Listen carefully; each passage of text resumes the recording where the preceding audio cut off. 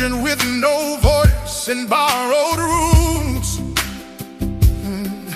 to the magazines that carry their truth.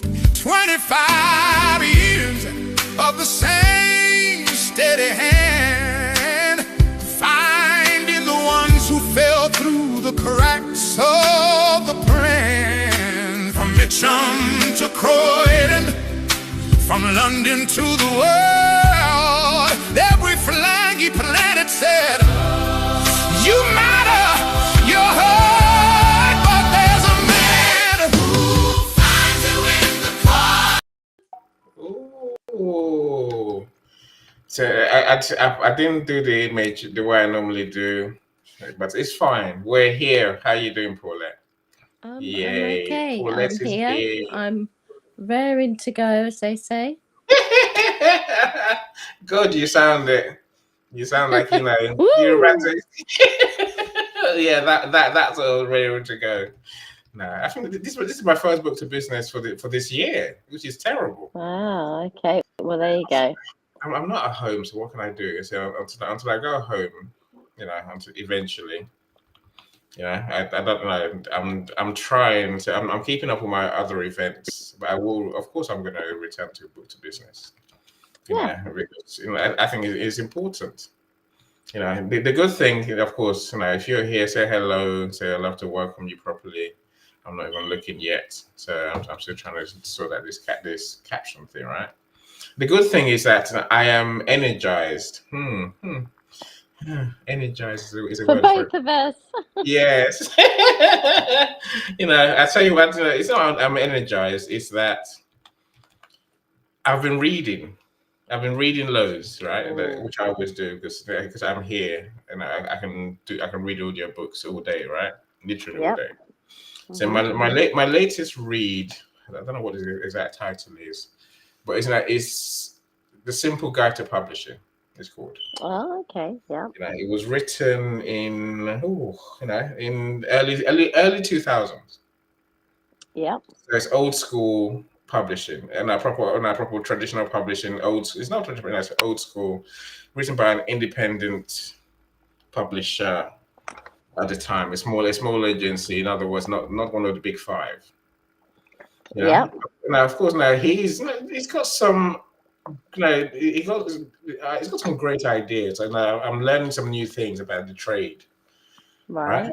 So but the thing that I guess that sticks with me, what he's saying, is just to simply think how hard it was for people to market themselves before internet.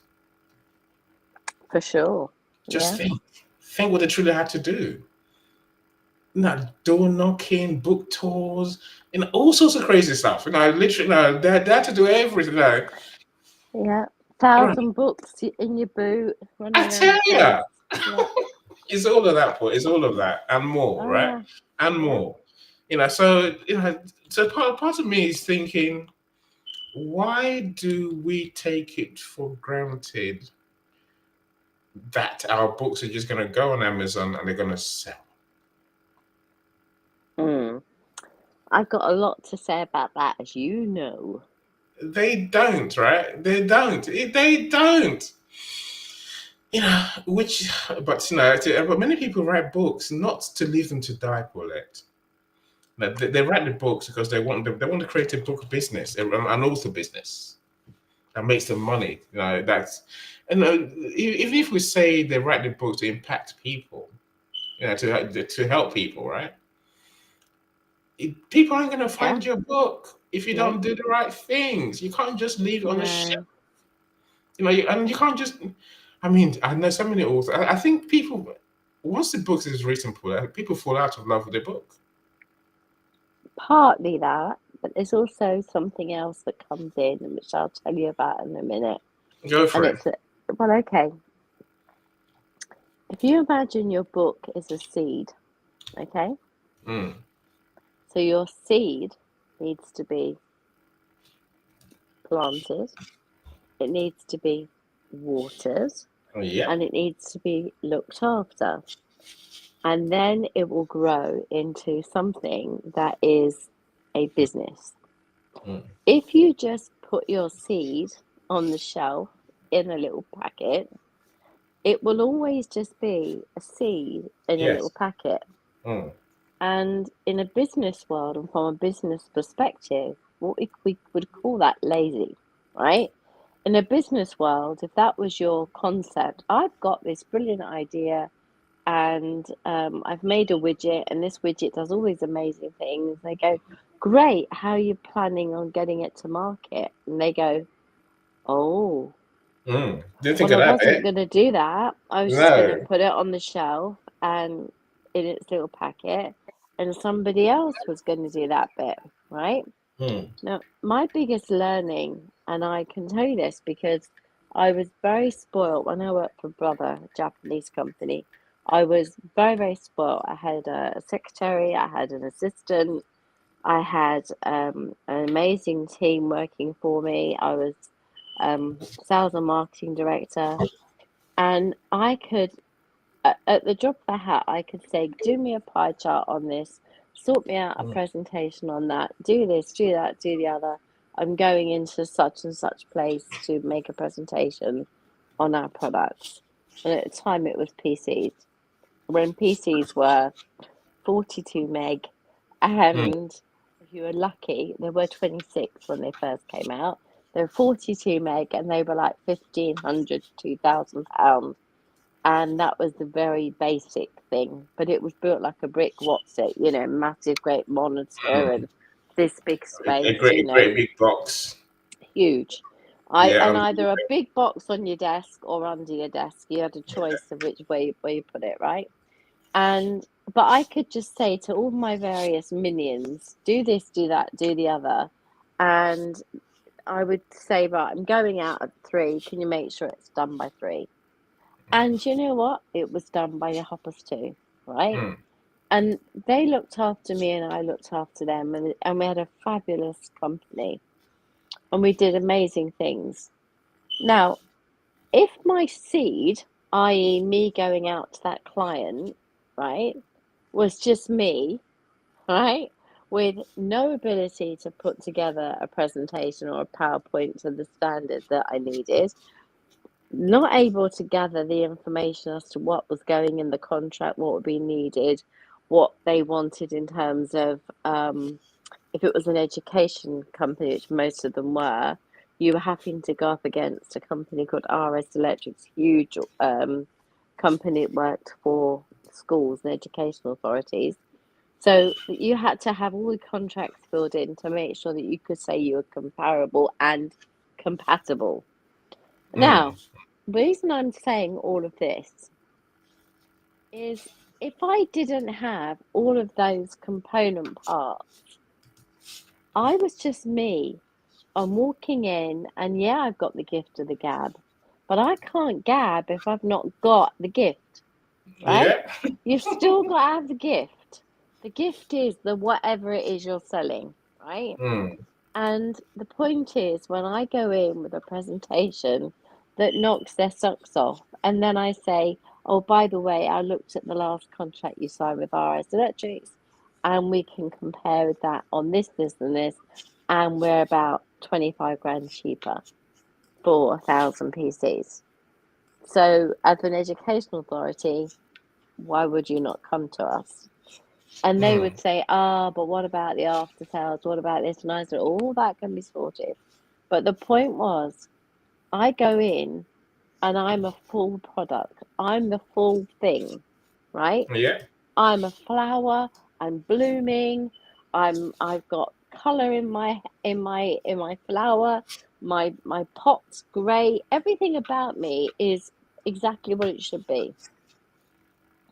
I Mm. see the people who put their seeds on the shelf as their gadgets or the widgets or whatever it is. And we're talking about books here today, so we're going to call it a book. They put it on the shelf and think that Amazon are going to do all those things that my little minions did. And Amazon do sweet FA. They put it Mm. on they don't even dust it, right? They just put it on the shelf and they leave it there. They don't care if it's there Yes. for 1 year or 10 years. It's fine. Just sits on the shelf with all the other millions of books. And if you're daft enough to think that anything's going to happen without you pushing it and you having the effort of putting all the little minions bits into place, forget it. Makes sense?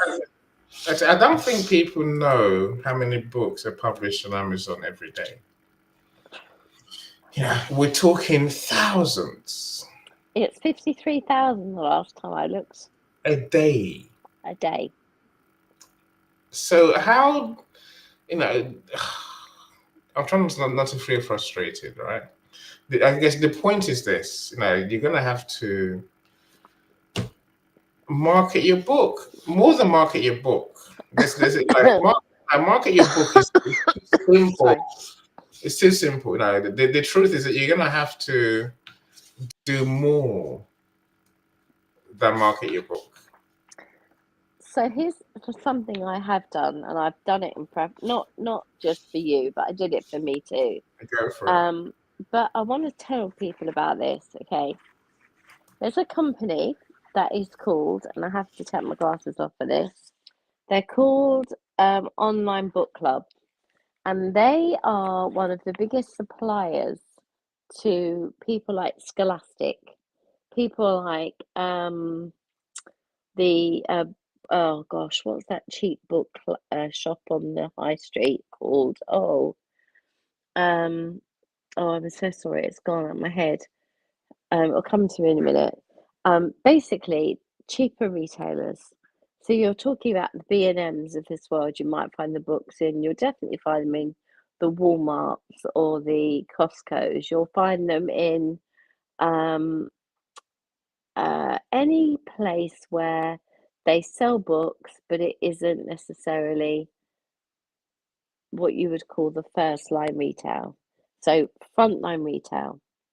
So if you want to get to Barnes and Noble and Waterstones and places like that, you have got to jump through hoops.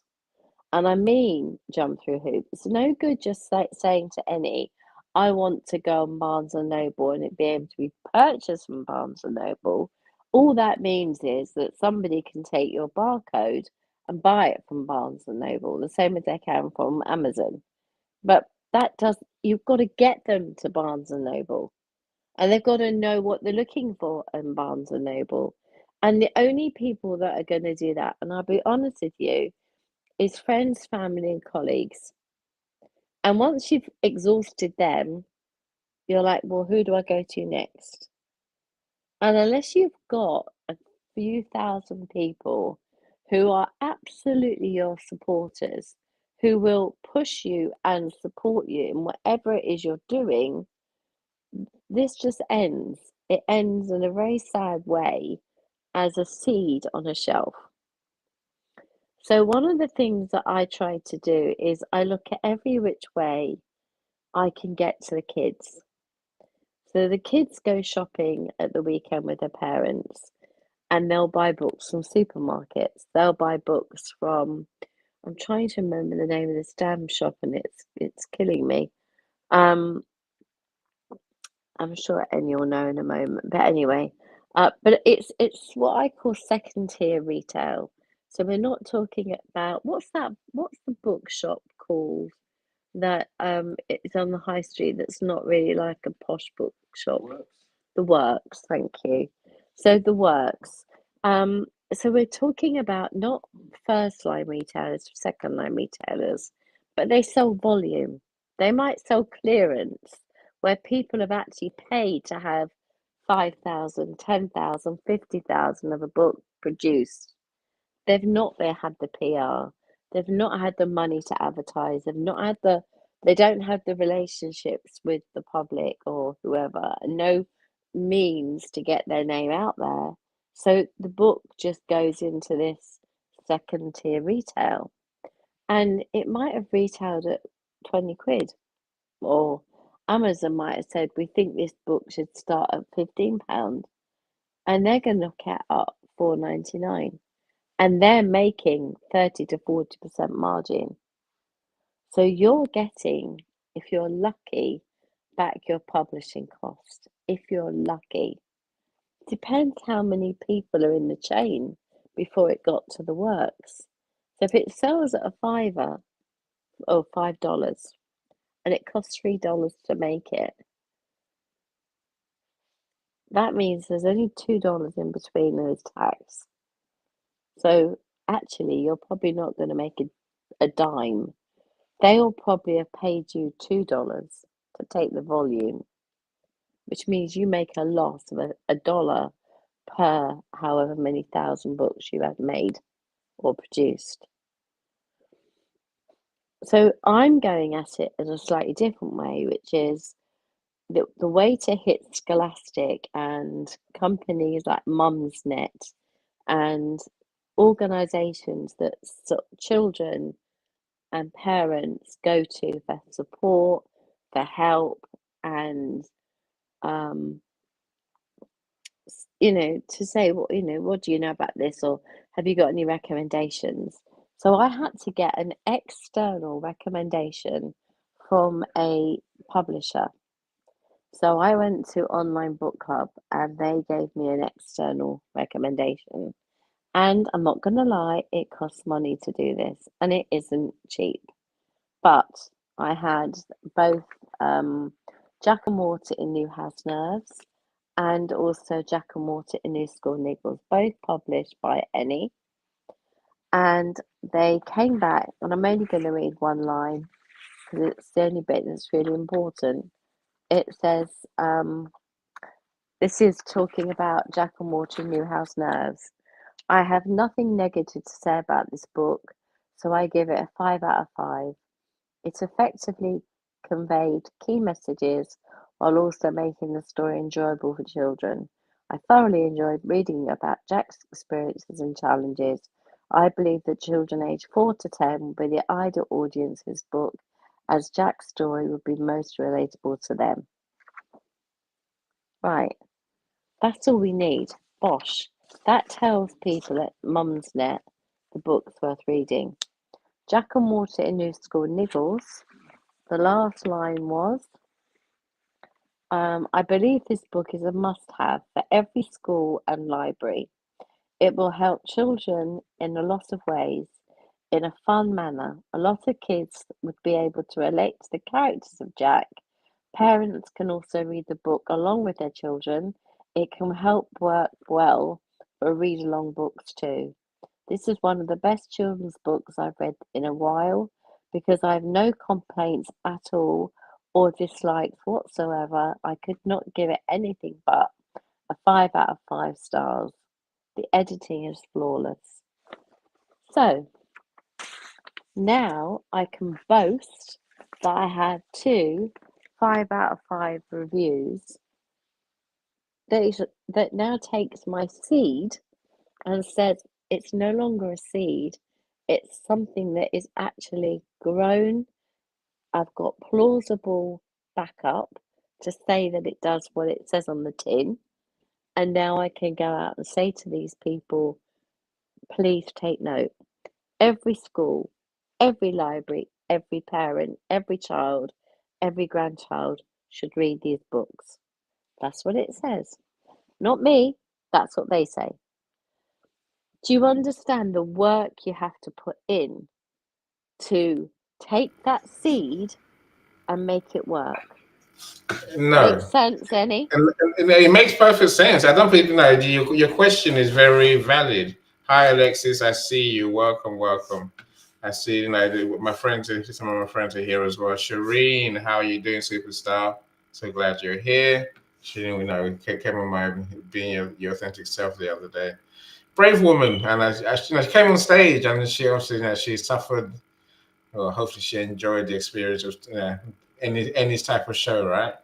There's a reason I say those words, my friend. Superstar Linda is writing her book as we speak. Welcome, glad you're here.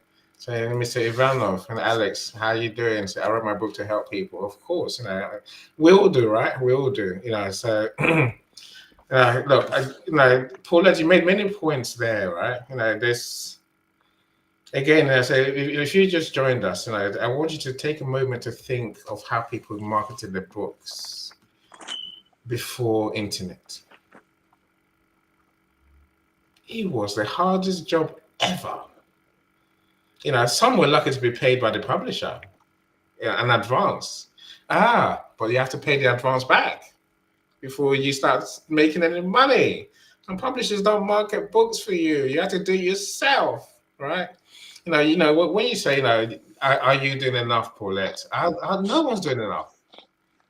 This might, there's so much that we can do. There's so much that we have to do.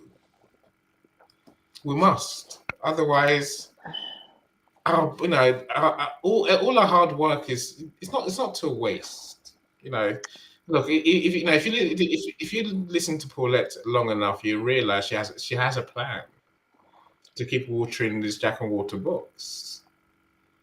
And no one sees. Of course, I see Paulette. No one sees your post today, for example. Your book is in Belize. Yay, good. Your book is in Africa. Your book is in the US. My web designer asked me yesterday. Now, tell me about one of your best clients. Of course, I'm going to put Paulette right in front of it. Paulette's the one, right? She's the one, right? And I say all this because, my friend, what is missing is that people don't know who you are. They don't know what you stand for. They don't even know about your book. How can this be? They don't know they don't know what cause you're working for. What cause are you writing about? What is the problem that you're trying to fix? But then I say they don't know, but you don't know who your readers are either. You don't know who It's even worse than that, Annie. You haven't got any readers.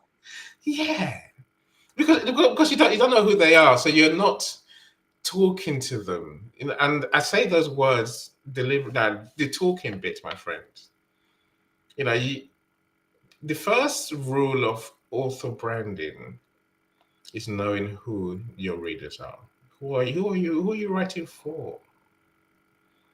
And then once you know who you're writing for, you must talk to them.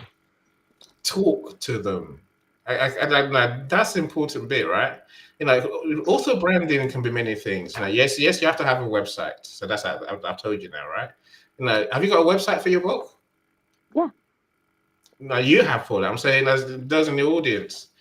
For those who are writing their book now, those who have written you've got to have somewhere where your clients and prospective clients can land. Yes. And if you don't have somewhere, then it's gone. Yes. It's wasted. Yeah, again, I'm redoing my website, like I said, because I found someone who does coding in the background. So it's SEO next level, right? And the whole idea is that she will bring people to our websites who are actually interested in our books. I don't know whether she can. I'm saying, but we'll need that, right? We'll need that. We don't just need a website. We need a website that's actually active, that's actually working. I know what that means to know what that looks like tonight from my side. It's more like going back to old school marketing, where you have to do content regularly. Content, SEO, more content. Back it up with any which way for people to know who you are and know what you stand for. Your reputation. What's your reputation, my friends? What do people know about you? And Paul, it's easy in the 21st century. It's easy. I think you'll find it's easier. Yes. I think that if it doesn't come naturally to you and it's not say you're an engineer, okay, and you've written a book about steam engines, and that's your passion, right? You love steam engines. Unless you know how to speak to other people about steam engines, yes, and go to steam engine conferences and go to steam engine places where lots of excitable people who like steam engines are at, so you can then go, oh, did you know, by the way, I sell steam engines, a steam engine book, or better still, get on the stage and speak about your book. Then all of a sudden, you can say at the end of your speech, I'll be at the back of the room with a pile of books and I'll sign them to you. It's That's all that. how you use your book to Yes. make the sales. We cannot expect people, even if you get them delivered, like I have. I've had people come and look at my website and go, oh yeah, I like that. And I've now bought jackandwater.com as well, so that we've got Jack and Water and Water on the web, and Jack and Water goes to Water on the web. So it's all nicely linked together. Thanks, Cyrus, for doing that. But the point I'm making is, if you do not have somewhere where that customer can go and go, I just want to check them out. I just want to watch a video on YouTube about them, or I just want to go and look at them on something on their website. And if you don't have all those various component parts, then you fall at the first hurdle. Yes. You literally fall at the first hurdle. There's an important thing. Alexis, I'm going to come to you in a second, my friend. I say Professor Roxana is here as well, a 5-time author. So we publish all her books. Glad you're here. She writes about finances, right? Again, if you look online, you see Dr. Roxana is there every day, several times a day. God, I get notified of all her posts, right? I just can't. I can't comment to all of them. There was one yesterday. She reposted something about free AI tools. So they're useful content, right? And you see that's where she would say she works in finance and AI. That's a thing. Now, to your point, Paulette, how many times have you been to a place where the people you are writing for hang out? Paulette mentioned conferences, events, for example. Well, I've I'm been saying, to schools. I've been going around yeah, schools. I've been Paulette's turning you up know, you know, everywhere I can. Paulette's you're an example to all of us. Really. See, but even you and I know that you're not doing enough. We're not doing enough. But see, we've done so much. And many people, the reason I'm telling you these things, my friends, is that Linda, start building these things. Start building this into your plan. Start hanging out with people who need your therapy services, who need your support. Hang out with them. They're online. It's easy. You can hang out with them without leaving your room, without leaving your home. In years gone by, you had to go to a conference. You had to go to an event. You had to go to venues, locations. So today is so much easier. Let's begin to understand. We need to hang out with the people we're writing for, people who are interested now, who Yeah, care about our topic. That's how you build a reputation. exactly. Yes, You need a reputation for being the person who talks about that. That's the beginning of author branding. That's what branding really is. And then you talk to those people. Not you say go on stage, but I said just talk to them in the audience. Be the one that goes, absolutely. I Yeah, agree. I don't agree. Be that person. Gonna tell them like, oh yes, I do have a book, but that's not what now. But argue the cause for your readers. That's a simple thing. yeah. Be the advocate, be the ally, be the one, the vocal voice. Then they'll be like, oh, you've written a book. I better go check it out, right? That's a start of author branding. There's so many more. Say the website we mentioned, that's non-negotiable. And the people you connect with on here, again, just focus on building that reputation for being that person who writes about your topic. Also, Ellie, like you just said, excuse me, Go when please. you are searching, this is really important. Pay for the professional LinkedIn service, because you can search by profession. So I will search by primary school teachers, and I will get a list of primary school teachers comes up. And then I have a standard email that I send to each of them, and I just say, I would love to have 5 minutes or 10 minutes of your time if we can, or if it's a time that works for you. I'd love you to visit my website. If you can't meet with me, at least go and have a look at my website. These books really will help the children who are in your school. Now, that means I know they're a primary school teacher. It means I've looked into them. I know they're a teacher. I know they want to help their kids, and I've got something that can help them. So I've told them they've got a problem, I've got a solution, and here's the way to find it. So I've given them 3 things to do. They can meet with me, which would be lovely, but if they don't meet with me, at least check me out. And they do, trust me. I get to see the list of people that check me out.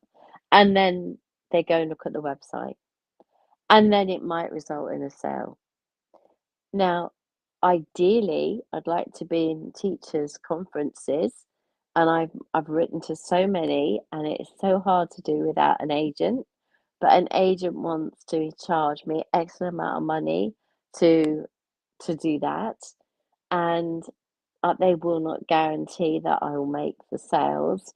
The whole prospect and purpose of what I do is not only to sell my book to children and get my books in front of children, it's because it's self-perpetuating. Every book that is sold gives me more money to buy more books to donate to people that can't afford to buy them. So I don't make money. It's not a money-making business, my model. My model is that every penny I make is reinvested back into more books to go to more people. We're up to 3,000 books now, and that's over the three books, 3,000, just under 29 something. I've got nearly 12,000 people on my LinkedIn. Most of them, and I can say this with my hand on my heart, most of them are therapists, they are clinicians, they are teachers, they're psychologists, they're The right children's people. workers. They call the right I've people. Your exactly. readers. I've searched and researched who will want my book, who would pay for my book, who would use my book, who would recommend my book. That's the work you have to do, guys. It Yes. is no good just accepting people in all these different countries, bless their hearts.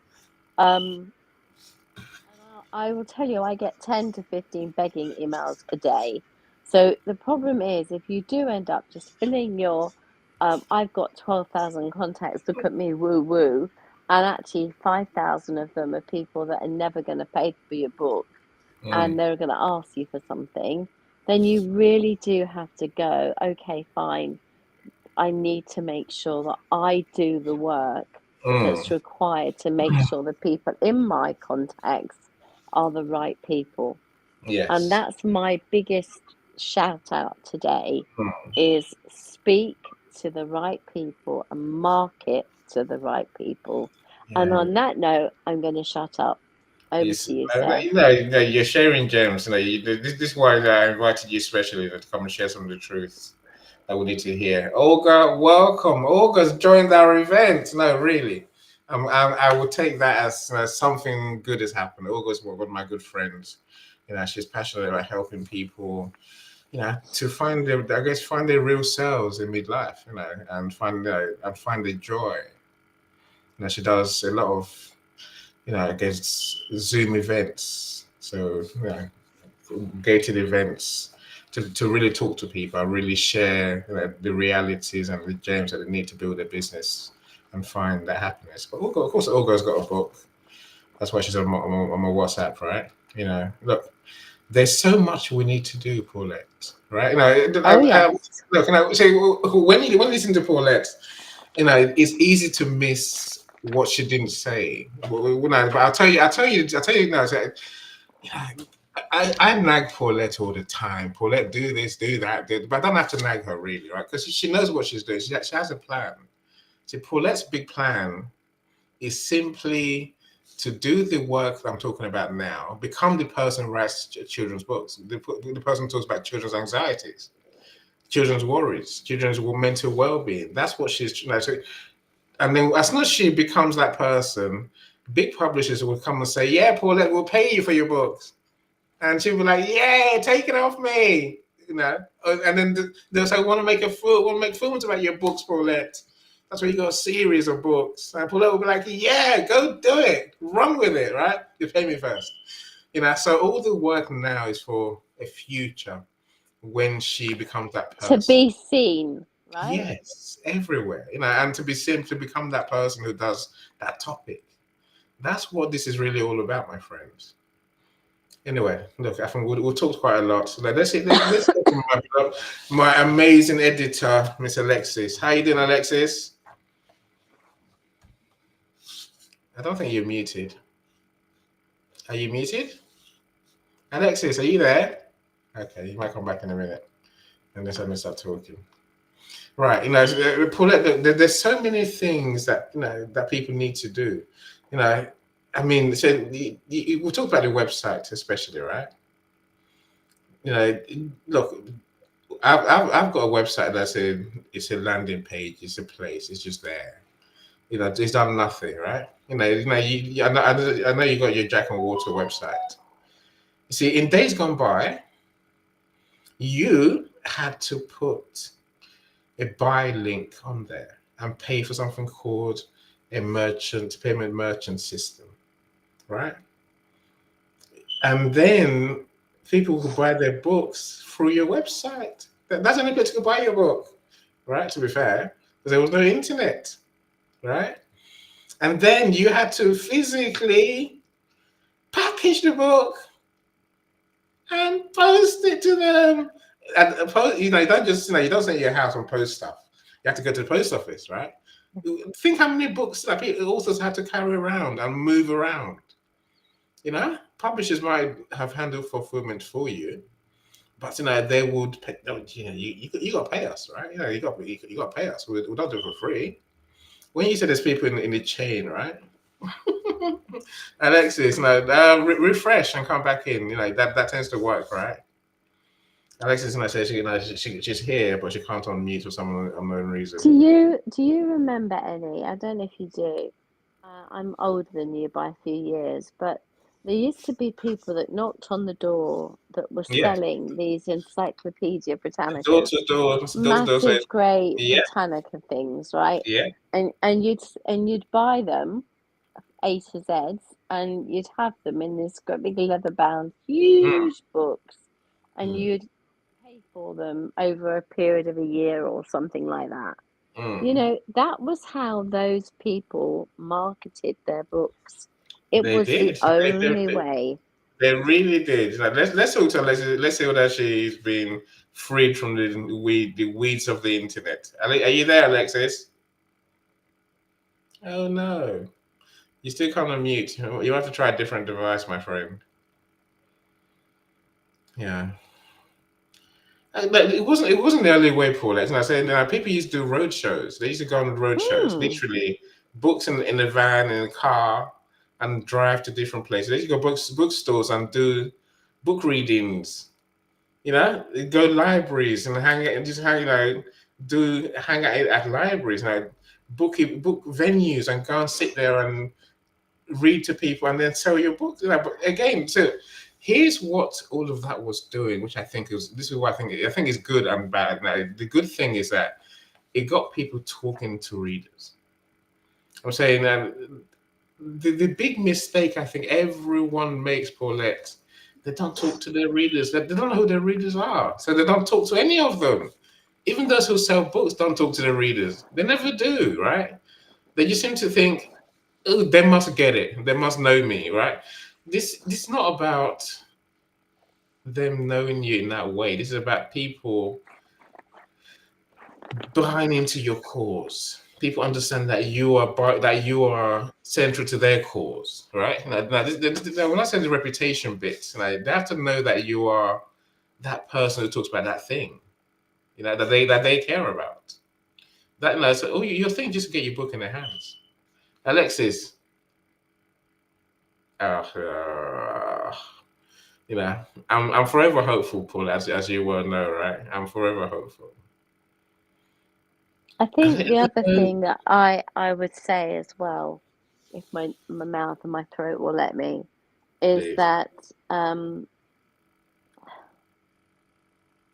be likable. Mm. And I know that sounds like a really crass thing to say, Cliche is the word we're looking for, but right? well, yeah, but it's true. Mm. People want to buy from nice people. And if you're selling like I am, selling a children's book, do you remember the nanny, Jo? Oh, I can't think of her surname. She's the nanny that went from England all over America and everywhere. She was a really tough cookie. She took no nonsense, and she was known Yeah. for Okay, it, right? okay. I know now. This is Super Nanny on TV program, and Yeah, like the super novel she nanny was was, from. yeah. She was Mm. really like, these are the boundaries, these are the rules, this is what you Mm. do. And then she'd put cameras up and she'd be watching the parents to see if they did what they said they did. The reason she did that was so that when they had their meeting at the end of the week, she could see what they had or hadn't done. You know why? Not for herself to blow her own trumpet, but so she could put a line in the sand and see what the progress was. Yeah, With these book sales, putting it on Amazon and leaving it there is zero progress. Gathering I agree. dust. I agree. And what we need to do is be more like Super Nanny, get Mm. out there and make the boundaries, say what we want to do, and go do it. And not Yeah, not just sit there and expect it to happen, you know? yeah, If you yeah. want change, if you want to see action, you have to have a plan. Yes. And I say that with all my heart. Be likable, be authentic. I hate that word, but genuine. Be Mm. Mm. plausible. Know your stuff. And most importantly, be passionate. Want Yes. it, right? That's what means to be authentic, Paul. Like, I don't struggle with this being being an authentic thing. I think it's pretty straightforward, right? Like I say, we're all born caring people with a purpose, a passion for something, right? And being authentic just simply means show up, show that care, and do what you're given. Do your thing. You know, some people think being authentic means come and tell us how you feel today. Yeah, maybe. I'm not gonna argue with them. I'm saying that's your take, right? My take is about showing up as who you really are inside. The thing that's gonna give you joy is your God-given gift, living that purpose, serving people with care, with compassion, with passion. That's what being authentic really means. Anything less is inauthentic because you're not really living who you are. You're not serving anyone. That is inauthentic. That's what hurts, right?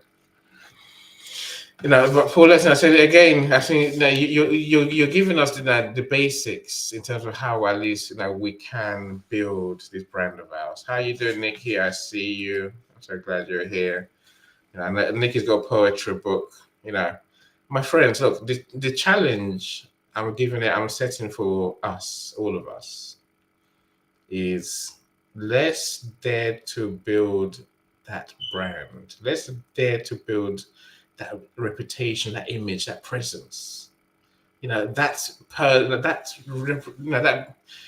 persona, that identity of being the person who writes about your topic. I know I can see that. I know the problems I can see straight away, Paula. Many people are going to write, what was it called? Memoirs, their life story book, right? And I also ask my author friends who write those books. I'm all for it, because they got story to tell. They've got passionate story to tell. Some lessons they've learned in life. That's when I always ask them, how does it help anyone? And then who does it help? And some people have, they have an answer. They'll tell you it helps, I was a single mother, for example, so it helps single mothers. I grew up in state care, so it helps kids in state, people in state care. I have disabilities. So they've got different stories, right? So I get that. I'm saying for you, the question is, how does your book help anyone? Who does it help? And if once you know who you help, please find a way to spend time with them. Like this internet thing is amazing. You can be in a million places at once every day. Show up in those groups where those people are. You know, I don't know how else you're gonna do it. I don't know how else you're gonna do it. I don't know why you wouldn't do it. It's all of that. I'm saying, it's I not think that one of the things you're saying that I think people have to, and I say this from the bottom of my heart, and this is why I say it. I wrote down on a piece of paper all the places I thought that a child might visit where they could see the book, hear about the book, or read the book. Then I thought of all the places that a parent might go and where they might see the book and hear about the book and da da da da da. And then I've gone, okay, I need to be in all those places. So Yes. I sat in the library in Huntingdon, which is our nearest big town. Cambridge is the next biggest one, and I haven't really been well enough to do it, but it was definitely on the cards for this Mm. year. Was going to be to go and sit like I did at Huntingdon, and I sat there with a pile of about 30 or 40 books. That's all. I didn't go Mm. mad. I just took a few along, prepared with a pen to sign them, and I gave them away. I didn't even charge for them because what I wanted to happen was the kids to tell their friends and their Mm. friends to tell their mums to tell their friends. And Yeah. then they would go to Mm. Amazon and buy them, right? Mm. And Mm. pay the full price for them. Whereas my author copies cost me Yeah. a fraction. Mm. So the Yeah. point is, I used it as material to gather some momentum. Mm. And so that's the sort of thing that I believe we have to do as independent book sellers, because that's Yes. what we are. We do not have a big publishing house. We've got the wonderful Mr. Osung there, but he is one. He is one and he is very busy. So, Mm. we That's can't true. rely on him to do everything for us. And so, therefore, he is a team of one. So, he doesn't have the minions that I was talking about at the beginning of the show. Mm. Mm. So, we have to be that for ourselves. I'll Yeah. shut up. Look, I'm going to shut no, up. you see, no, but I do have many friends like Leslie who's just turned up. How you doing, Leslie? Hey, Welcome, welcome, welcome. I said, Leslie, no, it's a very important part of my machine, as Alexis is as well. I said, there's things I don't want to do in this publishing or in this book business. And I let my friends who are specialists do the specialist thing. So the one thing I would say I've definitely learned is we need a website that works. That works. My website's never worked. I hate websites. I can't say enough how much I hate websites.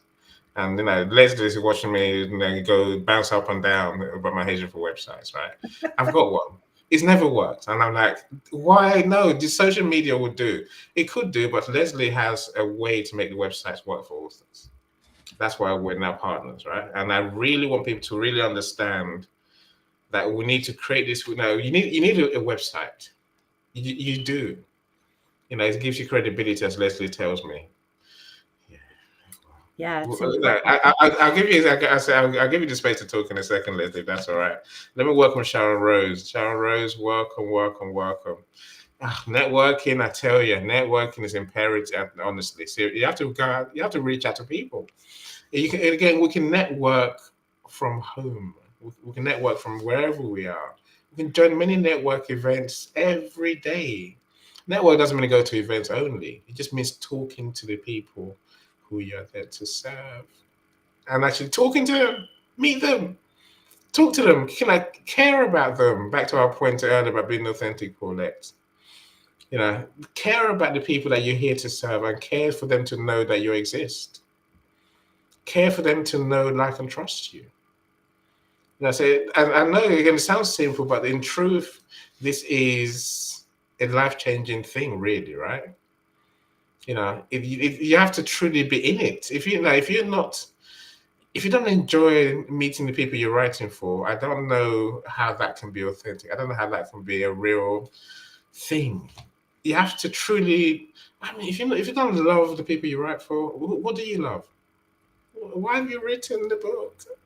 I wonder, right? You have to truly love them. Find them on LinkedIn. Find them on social media.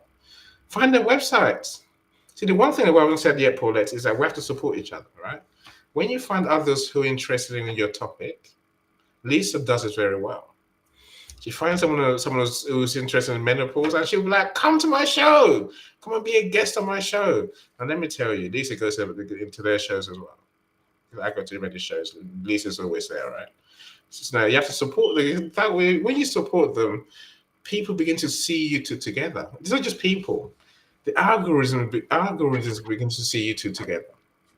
So you see their posts. They will see your posts. I'm saying, if we don't, this is not just a case of you're posting and running. This is truly being the author you are, living the author you are. That's how you sell more books. You know, but someone I seen that Nikki's comments. You know, you hate websites. Yes, I hate websites. I'm not gonna lie. Look, it's a long explanation. No, let me try and explain this as quick as I can. You know, it took me hours to explain it to Leslie yesterday because I had to write it. I'm like, damn, Leslie, I hate you. I don't like it. It took too long, right? Look, I got into marketing in 2000. It's quite simple, right? And when I got there, I had all these dreams. The internet's going to change the world. It has changed the world. I thought the internet's going to make you and me able to sell like Amazon and the big boys. And then you realize when I looked back years later, the internet's been hijacked by the big boys. The small guys like you and me, we're where we are because we've been hijacked, right? They said, build a website. They will see it. They will come. They will buy. We'll build websites. They don't come. They don't see it anymore. And damn, that is so frustrating. Like when they see it, well, I said earlier, they come. They'll look around and they won't buy. What do you do? Look, Leslie has a coding backend algorithm genius that's beyond anyone I've met. That is, I don't partner with people easily, right? Truly, I'm saying that's the answer. Someone who understands and makes the algorithms work for us. We can sell books in our sleep. Brilliant, right? And I'm all for that. That's when I say I hate websites for what they are when they don't work. They're full of bots. They're full of people just looking for free. But anyway, I don't have to explain, says Nikki. I do. I feel the need to. How you doing, Bill? I can be very vehement about websites because I've built a presence on social media. I've learned to use events. Yes, Town Rose, it's about frustration. It's about wrong tools. I'm not a techie, so I've never had the interest. And the techie stuff is always like a black hole. SEO, they call it, right? It's always like a big black hole. You keep paying someone to do something. What they're doing, you have no clue. Does it work? You have no clue. That's what I hate. I don't hate websites really. I just, they've never worked for me. But but Leslie, my genius friend, how are you doing? No pressure. How are you? I'm great, thanks. How's my website coming?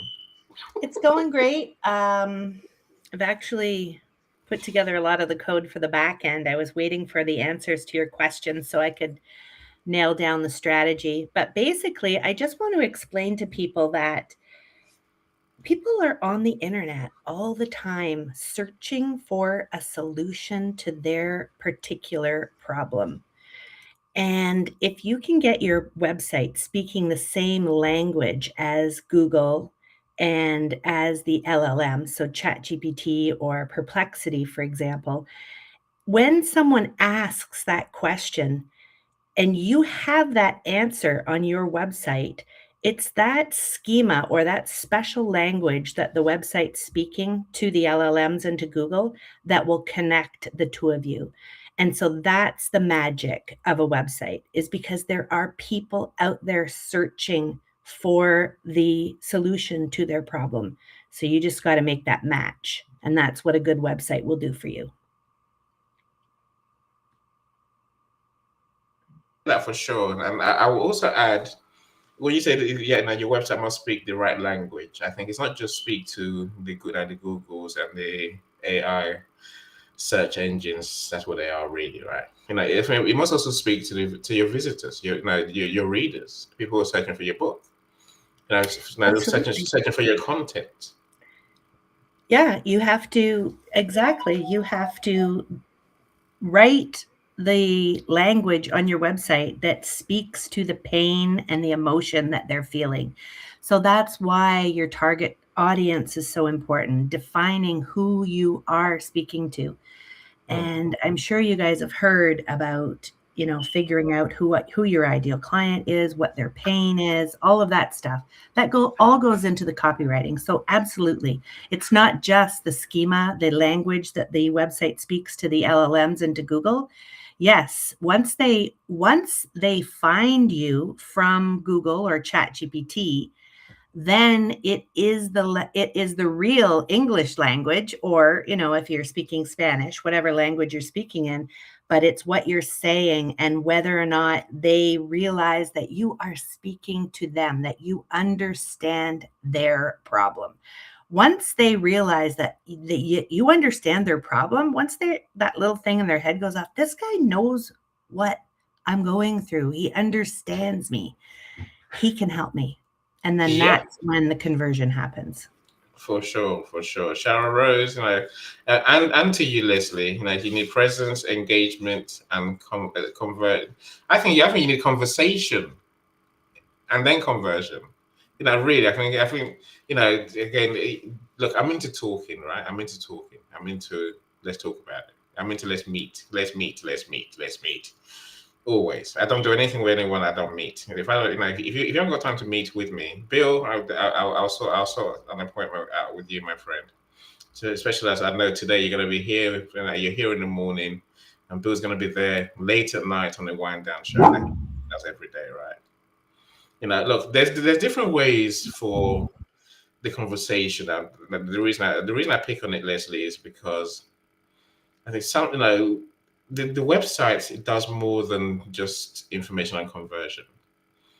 For a marketer, for book marketing, your website can be your golden egg, literally, because you can gather people's information. You can gather the email address. As a marketer, people don't know how much email marketing I do for my clients. I do email marketing for my clients. I don't launch a book without email marketing, right? Bill, stop. You don't talk to anyone. You got to talk to everyone. That's the point. You have to talk to them somehow, right? Email lets you talk to people en masse. As I was thinking about saying that bit today, and yesterday I got an email from James Clear, the author of Atomic Habits. So I bought the book literally. I bought it a while ago, then I bought it again. I bought the audio book this time, right? And so he has a way to make his website and his book work, right? Essentially, you read his book, he sends you to his website, to his email address, and says, right, if you want resources that I mentioned in the book, email me. Just email me and confirm that you bought the book, and I'll send you whatever you want. Templates after template after template after template. And now apparently I get regular emails from him too. It's not flashy. Very simple. I think there's 3 quotes. There's another three interesting things we found out this week. And this is a marketer's email. I get it, right? But it is an author talking to people, talking to his readers. I say that, but if you're sitting here wondering, how do I talk to my readers? Get their email address somehow. You know, you got to read it. If you know no one's bought your book on LinkedIn, get an email address. You know, if you know no one's bought your book off Amazon, find a way to put email gathering or the need for them to give you the email address in your book. You've got a website, damn, give them free resources, says Leslie, right? Give them downloads. That's put the email in to get downloads, right? I'm saying, no, give them stuff that will make that, because once they're on your email list, now you can talk to them. I mean, don't just send crappy emails. Send engaged emails that says, let's talk. If anything I say resonates with you, you know, let's talk. If I can help you, there's many of these things you realize, I want to the author branding stuff, you realize that we can help you with. But don't be fooled. Don't be, Leslie asked me yesterday, why don't your clients and competition do these things that you do?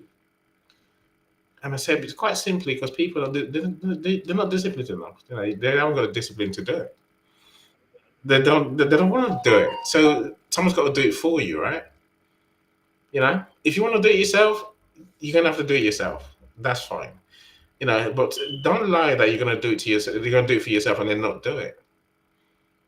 You know, and don't look at me and Leslie and say, "Help me for free." We're on businesses, right? You know, we're willing to show you and help you as much as we can. You know, they're saying, I like Leslie's way. Leslie simply says, look, once I show you it works, once it starts working, you have to pay me more. I'm like, yes, Leslie, I'm done with that. Then Leslie says, you know what? I make it even better for you, Annie. You pay me based on the results that we get. And I'm like, remember, I told you, Paula, I'm like, anyone who says those words, if you're willing to take payment by results, either you're totally bonkers, you're totally mad, or you're a genius at what you do, and you know you're going to make money. I'm saying, so it means you know you're going to get the results, right? There's no other way of saying it. Please, I've talked way too much. I could carry this waffling, right? You know, Paulette, let's come back to you. You know, so we are going to have to look at Jack and Water website and see how we can, use Leslie's system to make it work. Yeah, I mean, I think because it's always been water on the web because we thought that was fun. But now we've done jackandwater.com because I always talk about Jack and Water. Jackandwater.com made sense to me to have that as well. And now one goes to the other, so it's all nice and organized. There is email capture because people want to download the water card, so they need to put their email in to get the water card emailed to them. So we can capture their details there. There are different points where we say, when you've coloured your water card in, send them back to us and we'll put them in the gallery. That's another contact.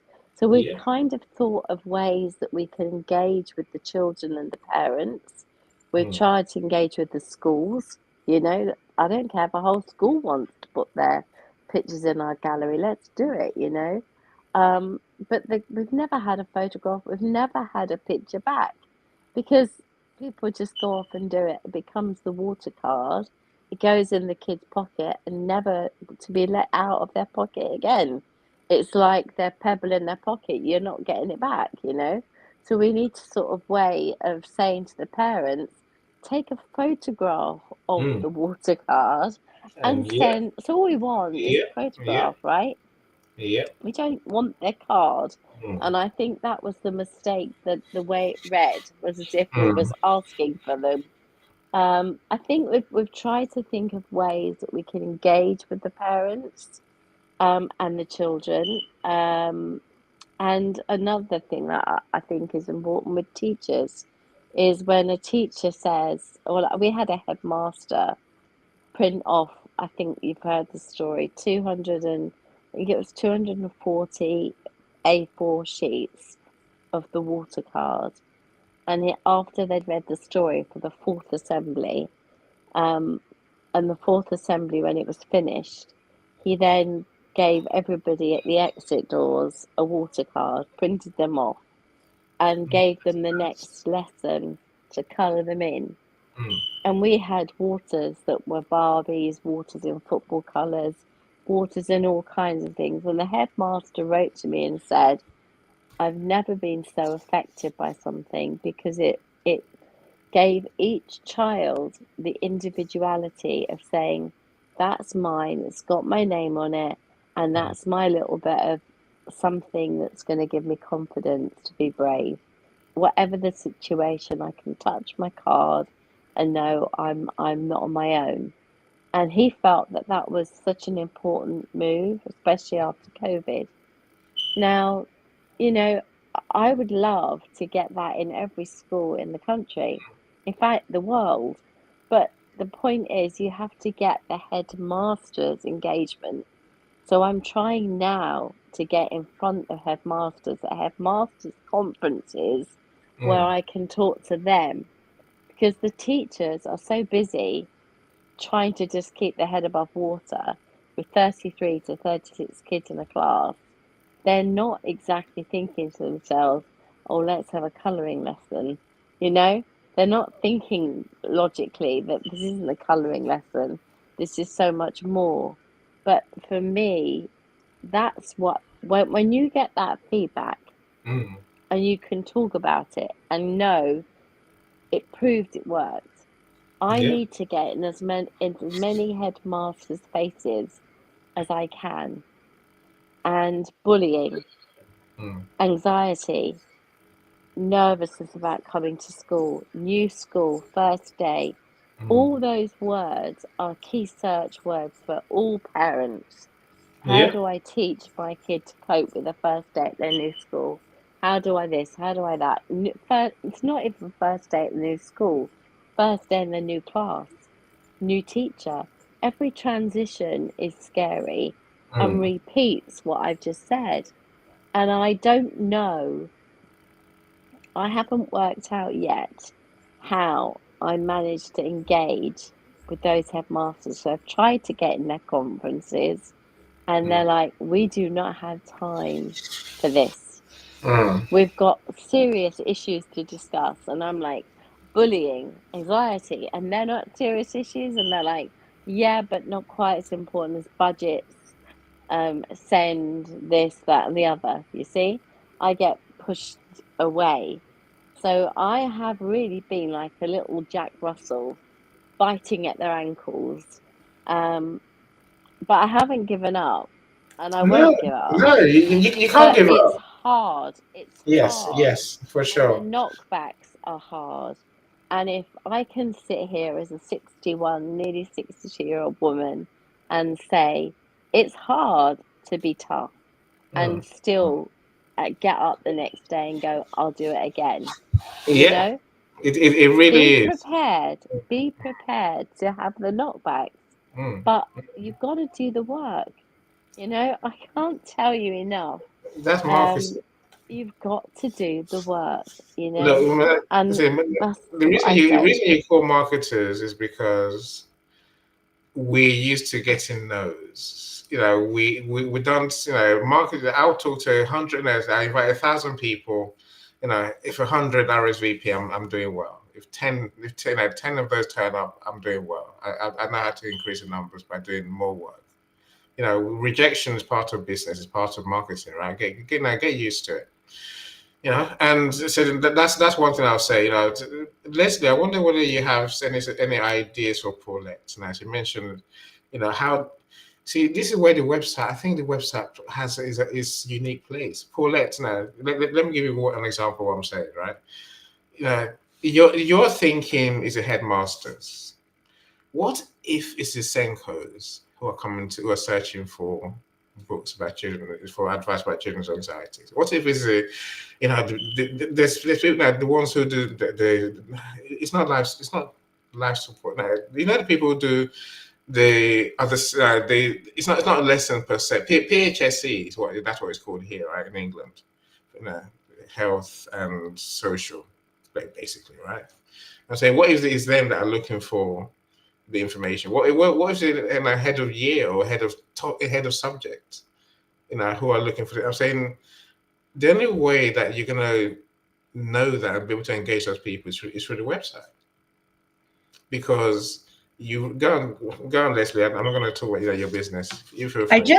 I'm thinking that it might not be headmasters. It might just be someone that's actually working with the children, because those are the kind of issues that they're dealing with on a day-to-day basis. So they're the ones that are going to be asking the questions about how I can help this child. So again, it's just a matter of figuring out what the questions people are asking about the problem that you're solving, and who are those people that are asking the questions. So yes, it would be nice to get in touch with the headmasters so that you could do a presentation to all the teachers in the school. But the headmasters are not the ones that are actually working on a day-to-day basis with the children. So the problem, like you said, that's not their problem. Their problem is the budget, or making sure they have enough staff to cover their classroom. So whose problem is it? Who has that problem? Who's the one that's dealing with the kids that need the help? You're so right. You're so right on that one. Okay. All right. Comments. So Sharon Rose says, customers train the algorithms, and the algorithms train the customers, researchers, in other words, right? To get to a common language around the topic. So again, that is a realization, Sharon Rose. That's a realization, right? What are people searching for to find your book, to find your content, to find you? That's the question, right? Because they are. I know this. As much as I say I hate websites, I just had to say I don't hate websites. I just haven't learned how to make them work. In 10 years of marketing, maybe 30 years of marketing. It's a black hole to me, right? That's why when I find Leslie, I'm like, yeah, I found the answer. I call Paulette right away. I'm like, I found it. Anyway, you're here, so I will show you in a second why I do what I do. Jay, our storytelling master, storytelling genius. He's got 10 rules of storytelling. Book. And I said, now do check that. Of course, do check it out. But Jay has a new resource. So he's got the link there. It's a link to the stuff, HTTP stuff, right? So do check out his book for sure. Yeah, I can do magic things with this on here, right? Leslie, are you back? Yes, I muted you. I muted you, so let me turn your microphone back up. Leslie, this is why I do this is why I love what I do. This is why I do events. So Sharon Rose says, Leslie, please connect with me. Having mad tech issues this morning. Right. Leslie, that's why I do what I do. Leslie will say, but no, Annie, why do you do events? I'm like, because we're talking to real people in real time. And there's nothing better than I say. My point is this, my friends. Find a way to talk to the people you write for in real time. Whatever that means. Email, yes, that's delayed, but it's better than nothing, right? But then turn those emails into conversations. Do events. All my authors do events.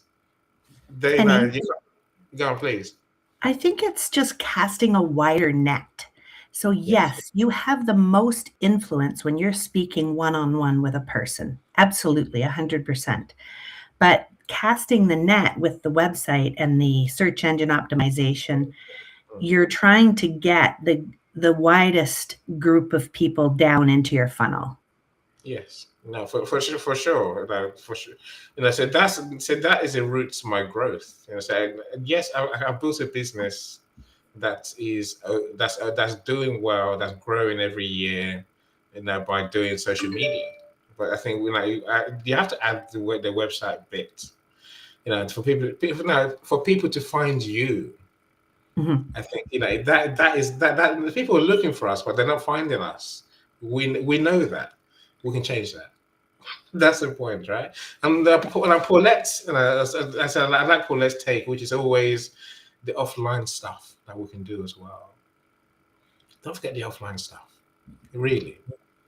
You know, the day you hold an event at your local a venue local to you, again, I'll ask a question instead.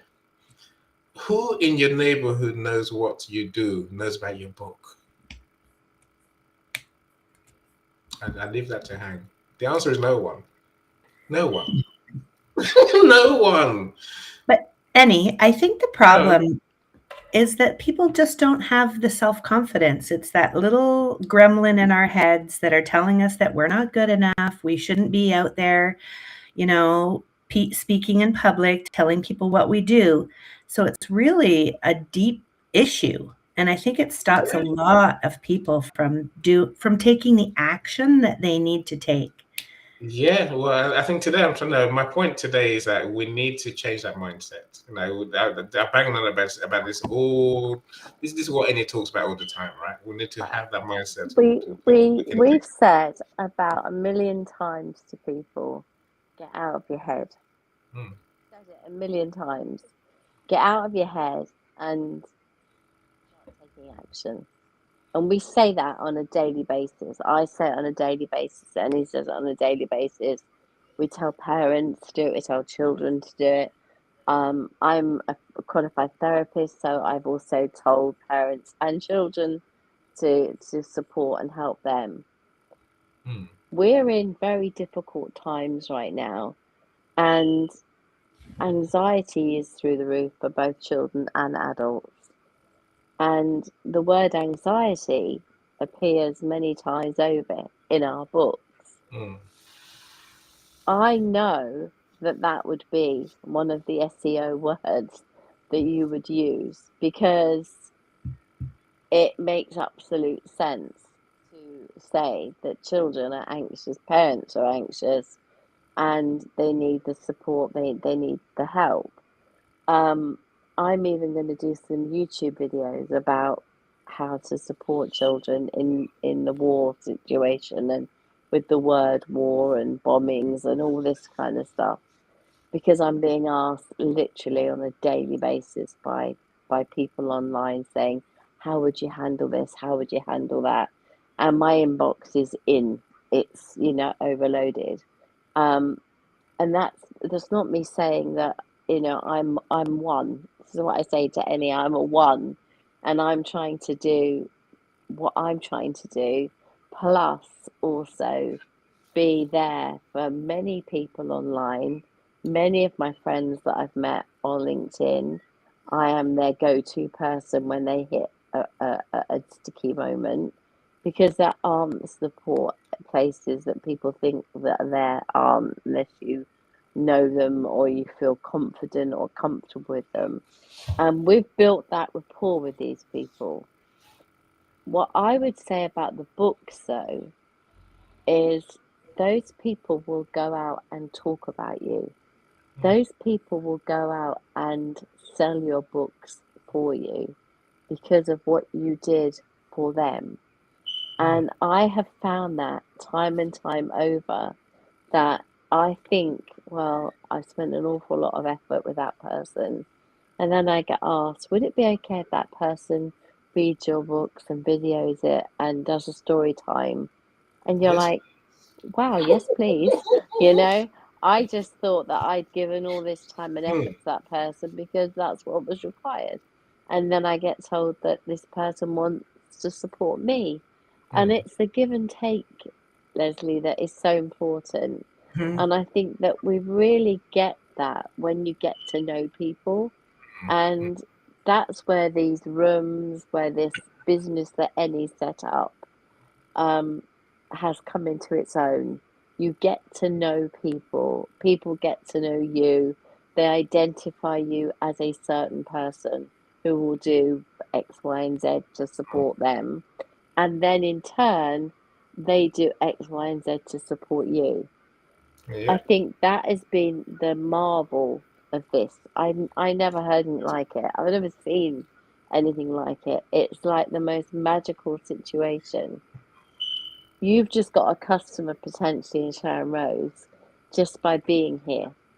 And you would never have met Sharon Rose had you have not been here. And she would never have met you had any have not invited you.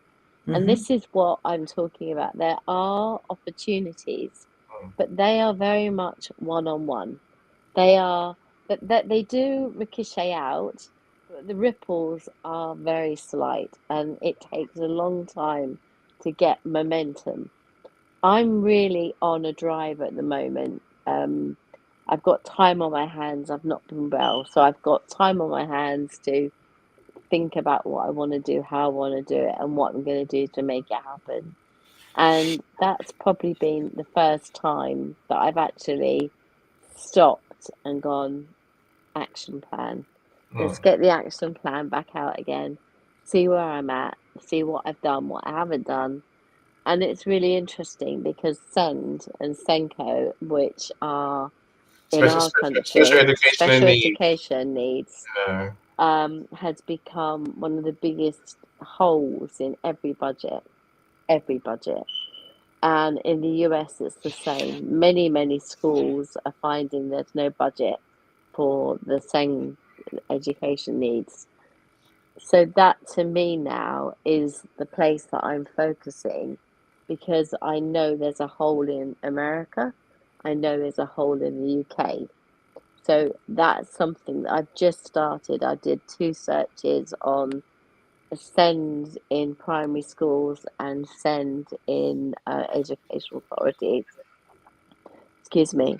And by doing that, I've got thousands, and I mean thousands of contacts. So I'm going, holy schmoly, I can't handle that. I'm one, right?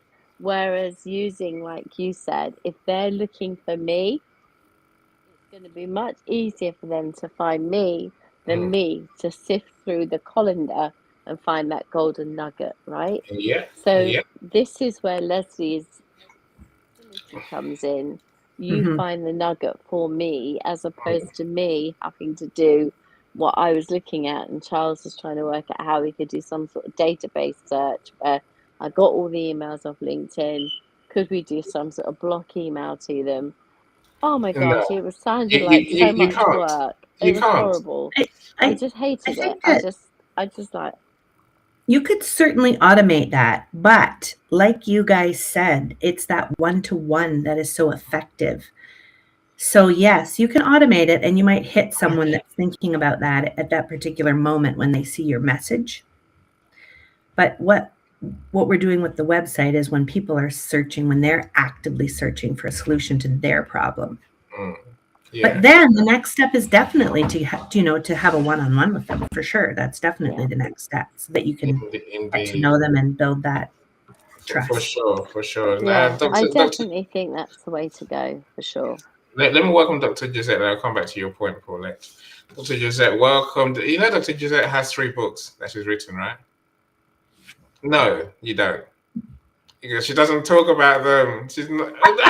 Dr. Gisette, come on. You know, this, as Paulette says, it's time to get the action plan out and revise it, clean it up, and then start doing it again. Yes, we might have fallen off the horse, but we need to get back on it. Really, we do. Otherwise, we end up where Jay says, if you tell a story when nobody hears it, does it actually make a difference? We say still tell the story. Look, Paulette, let me come back to you. It brings back to your point, right? And I think also to Leslie, what Leslie really does. What Leslie is doing is it's not black magic. It's magic, but it's not black magic. It's not witchcraft, where we don't know what the hell's going on. Are you with me? There's something you said right at the beginning when you started talking, Paulette, just now, right? Which I'm like, I just see Leslie's eye ping. What you said is that people are sending me questions. That's where Leslie says, let's answer those questions on your website, Paulette. Let's answer them, because that's where it has to answer them, as Jay says. That's where people are going to see it, because when they search for those questions again in the future, Paulette, they're going to come to your website, and then they will find out that you have the answer, or at least an answer. And then everything else works. Then they will check out the website, they'll check out your books, and then they'll sign up for your email. And it will help you do your email marketing, because we can. Look, I've been there. I've done the LinkedIn. Can I get all my connections' email addresses on LinkedIn? No, you can't. You can try, LinkedIn will give you some of them. See, there's a time my business was about search and connect. When LinkedIn started saying you can't do search and connect, I thought, let me just get the email addresses. And what you find is that maybe 1 in 10 people have the email address on LinkedIn. 1 in 10. And then you find that many of those 1 in 10, they're using their old email address that they started LinkedIn with in 2008, or if not before, right? And then you think, so it doesn't work anymore, so you can't just spam them. You have to find a way to actively get them to sign up to your email list. You can ask them, can I have your email address, please? Or just do the thing that it takes to talk to them, to ask, can I have your email? Can I email you? Of course, again, you and I've seen this many times, Paulette. People have big email lists. Never use it. Don't be that person. This is part of building your author brand, your reputation. And so now with email, what do you email people? Again, what is your story? What's your formula? What's your strategy? What's your solution? What's a Paulette way? I can tell you what a Paulette way is. It's called what would water do? I'm saying, right, I know that. What is yours? And if you've all got one, we've all got one. That's why I write our books. It's in the book, right? That's why I wrote the book. We need to find a way to be able to tell that story in 5 seconds, in 10 seconds, in a minute. Now tell the story in different variations so people get that you are that guy, that lady. That's what this is really all about, right? That's how you really build your author brand. There's so many different things to do. So I wasn't going to tell you everything today because I can't tell you everything. But what I'll say to you is, my friend, get your action plan out. If you haven't got the action plan, get talking. Talk to us. Talk to other people in the audience. Talk to other authors. And I find out what they do. And I said, but I will keep creating this system, this machine that can help authors to write the book, publish the book, and sell the book. It's a sell the book, but that's missing at the moment, right? That's what. But I must fix that. When I get a bee in my bonnet about marketing thing, I'll find a solution, and I keep banging on until people get it. Leslie is part of that solution, thank goodness. And if we can help you, my friends, don't hesitate. Do what Sharon Rose has done. First thing is connect and have a conversation. That's free, right? It's only when you work from us that it might become something else.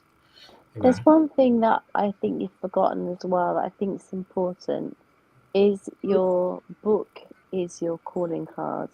Your book is everything that is you. And so therefore, for example, when I've sold X amount of books and then that money buys books to give to Belize, or I give books to Uganda, or I give books, and then I get marketing from those people saying, thank you, these are the books that arrived, this is what we've done with them, these are the schools they're at. And people see that and they go, what, she gave them to you? How did she do it? She just giving everything away for free? No, but it's the money that I get from the sales of the books at full price allows me to give these books away at cost price. And that's how I felt that that's such an important part of my journey, is not just to be, I'm British, I'm UK, I care about the UK. No, I care about the Uganda, I care about the US, I care about Belize, I care about the world's children. And that's my USP, is that I care. That's what would water do? But it's I care. That's a Paulette author brand. I'm saying, now, what's yours? Miss Ema, I see you. Thank you for joining us. And never too late. Ema is working on a book that we're working on publishing. You know, just say you're never too late. You know, as long as I say, I appreciate every minute anyone gives me of their time, every second, to be fair, right? You can be anywhere else, but you're here. You know, I will say this. I think my big thing today is a question to all of you, especially the authors and and those who are planning to write books. What are you gonna do to build your reputation? Now you've listened to us. You watched us for an hour and a half, nearly. What are you gonna do? Really, what are you gonna do different? What are you gonna do more? Yeah, now's the time. Start building that brand. Leslie, no, you've cheered me up. Now my friends have seen you. So we are going to come and talk about marketing. We are going to do some rooms on marketing, which I wish shy away from, because it's marketing is a hard game, right? I know that, but when you find a specialist, we can only bring more to people, right? So Leslie and I will be doing some rooms very soon. Now you've met her as well. And, you know she knows what she's doing, right? Now, again, I'm sure by the time we meet again, I would say I'll be sharing the results, that we're achieving, and say that I'm very happy to be the first guinea pig. I'm sure I will wangle Paulette into it, because all those questions, Paulette, all those email addresses, all those things, we need to use that and leverage that to increase your author brand. Again, Paulette's, I know Paulette's game. Paulette's bigger than all of us. Jack and Water is bigger than all of us, right? It's how do people get to see Paulette as that person? That's a game she's playing. When you say to me one day, Paulette, it's been great, but I'm going to one of the big 5 publishers, I'll be like, good for you. Good for you. I'm not. Some publishers start crying. I thought If you don't start crying, I'll be gutted. I'm telling you, I know what the game is, so I'm not going to start crying. I'm mentally prepared for it, because that'll be a mark of your success of building your author brand. That's the truth, right?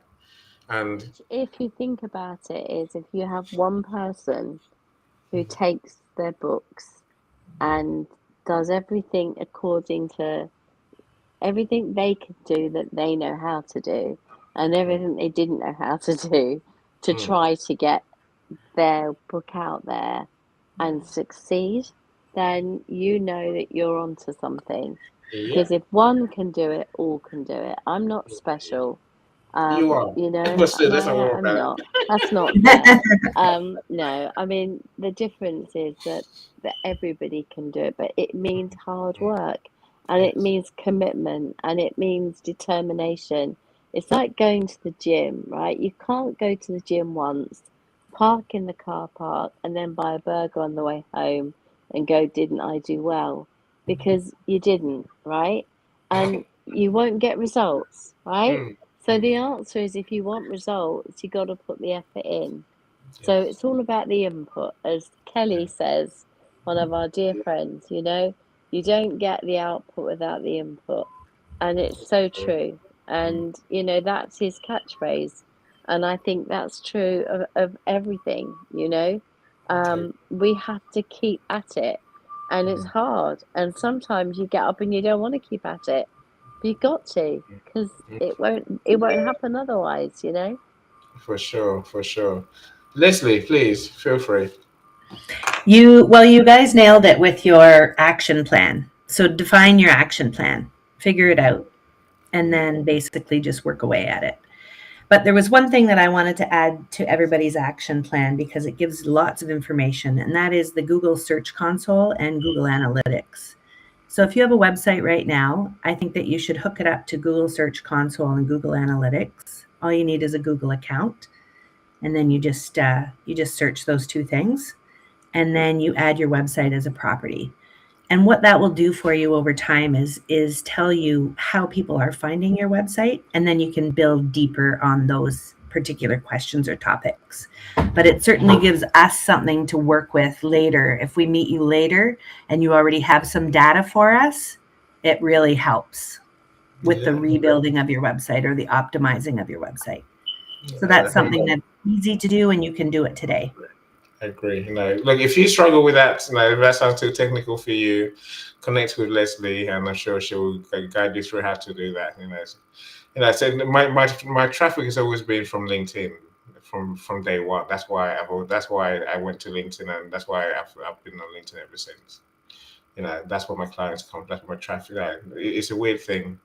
Facebook, it was always there, but and then LinkedIn brought the real people who engage and who ultimately we got to work together. Look, I will end this for sure. I will end this, my friends. If you struggle to connect with Leslie, let me know. I will happily connect you in a group chat.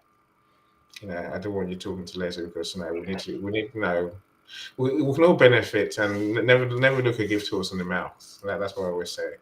But Imad, I see you, and Imad says, always be authentic. Always be authentic. That just means to me, like I said, it means care for your readers. Care for them in what care really means. It means you want them to know you exist. You want them to know your solution. You want them to know that you care about them. That you're on their side. And that means getting yourself out there, building this author brand, because letting your book help them. If you really care, then you want your book. You want them to read your book. You want to at least learn from your solutions.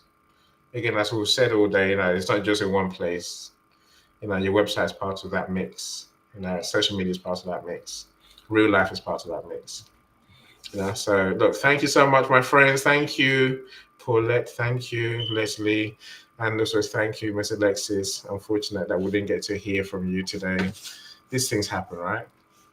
What's today? Today's Friday. Look, yeah, do enjoy your weekend. I've got another show next, Positivity Live. You can join us for that one. I'll put the link in the comments. And do check out Jay's new resource. So anything that can help us tell our story is always a good thing, right? And do connect with him for sure. Anyway, thank you so much, everyone. Do enjoy. We're back again in 2 weeks' time. A different topic, I'm sure. No, it's part of the same series. Reasons readers don't buy your book. I think I want to talk about your book title. I think that's what I think. Right. So that's what I'm going to do. Right. Bye, everyone. Bye, everyone. Bye, everyone. Bye. And he sees you. He sees you. He sees you.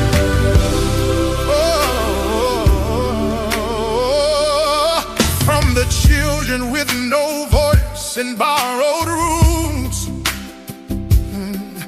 to the magazines that carry their truth.